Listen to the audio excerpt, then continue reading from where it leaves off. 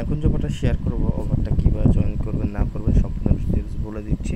অফারটা মিস করবেন না। এটা একটা নোটপে আর কি প্রজেক্টের নাম। প্রজেক্টটা খুবই ভালো। জয়েন করার জন্য জাস্ট কী করবেন, ইমেল লিঙ্কটা কপি করবেন, ঠিক আছে।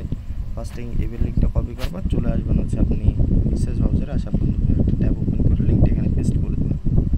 পেস্ট করে দেওয়ার পর জাস্ট কিছু সময় এখানে ওয়েট করবেন, দেখবেন যে আপনাকে সাইন আপ পেজে নিয়ে চলে আসবে। এখান থেকে জাস্ট আপনি প্রথমে ক্যাপচারটা পরে করে দিচ্ছি। তো এখান থেকে প্রথমে আপনার একটা মেল দেবেন, তারপর একটা ইউজার নেম। তো আমি হচ্ছে আমার একটা মেল দিয়ে দিচ্ছি। আচ্ছা, আমার মেল দিয়ে দিলাম, তারপর একটা ইউজার নেম দিয়ে দেবো। আপনাদের মন মতো একটা ইউজার নেম দিয়ে দেবেন, যেটা আগে কেউ ইউজ করে নাই আর কি এমন। তো আমি দিয়ে দিলাম। আর হচ্ছে ইউজার নেমের আগে পিছিয়ে কোনো ফাঁকা দেবেন না। তারপর একটা পাসওয়ার্ড দিবেন, ঠিক আছে। আর সেম পাসওয়ার্ডটা নিচে দিয়ে দিবেন। পাসওয়ার্ড দেওয়া হয়ে গেলে নিচে রেফার কোড অটোমেটিক থাকবে, এখানে I have read and agree, just এখানে ক্লিক করে এটা টিক চিহ্ন করে দিয়ে ক্যাপচারটা করে দেবেন। তো ক্যাপচারটা আমি জাস্ট হচ্ছে কমপ্লিট করে নিই। ক্যাপচারটা হয়ে যাওয়ার পর এখানে রেজিস্টার অপশন আছে, জাস্ট রেজিস্টারে ক্লিক করে দেবেন।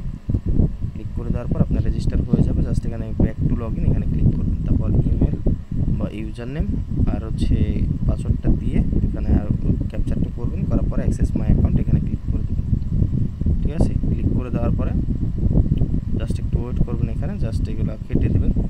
দেওয়ার পর চলে আসবেন আবার হচ্ছে পোস্টে। আসার পরে এখান থেকে হচ্ছে এক্সটেনশন যে হেয়ার লেখা আছে, ডাউনলোড এক্সটেনশন, এখানে হেয়ার, জাস্ট হেয়ার অপশনে চাপ দিয়ে ধরলে একটা লিঙ্ক আসবে, জাস্ট কপি লিঙ্কে ক্লিক করে এটা কপি করবেন।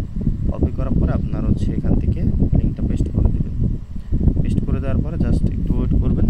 আপনার এখানে যে add to extension, add to Chrome এই লেখাটা আসবে, এই যে দেখেন অ্যাড টু ক্রোম, এই লেখার উপরে ক্লিক করে দেবেন। তারপর ওকে করে দেবেন। ওকে করে দেওয়ার পর জাস্ট এটা হচ্ছে অ্যাড হওয়া পর্যন্ত আপনি একটু ওয়েট করবেন। অ্যাড হয়ে গেলে দেখবেন যে অটোমেটিক এখানে আপনাকে নিয়ে আসবে। যদি না নিয়ে আসে আপনি যে এক্সটেনশনের এখানে ক্লিক করবেন, ক্লিক করে যে নোটপে এক্সটেনশন জাস্ট এখানে ক্লিক করে দেবেন। দেওয়ার পরে যে অ্যাক্টিভ লেখা আছে, অ্যাক্টিভের উপরে ক্লিক করে দেবেন। অবশ্যই এক্সটেনশনের উপরে ক্লিক করে আর কি, এক্সটেনশনের উপরে ক্লিক করে আপনি হচ্ছে আসবেন যে ওইখানে যে নোটপে এক্সটেনশন, ঠিক আছে।